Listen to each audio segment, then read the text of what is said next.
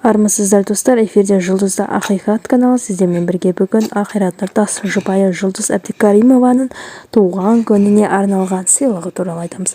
Видеоны бастамас бұрын арнаға тіркеліп, лайк басып, комментарий жаза кетіңіздер. Ал ендеше кеттік. Жұлдыз Әбдікаримованың туған күніне су жаңа темір тұлпар сыйлады. Бұл жайлы айтыскер Сара Тоқтамысова Instagram парақшасына жазба қалдырды.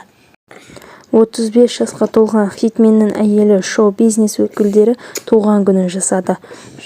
Қайраттың Жұлдызға арнаған сыйлығы деп Сара Тоқтамысова су жаңа көлігін көрсетті. Сонымен қатар Жұлдыз Әбдікаримованың туған күнін барысында торт та кесілді.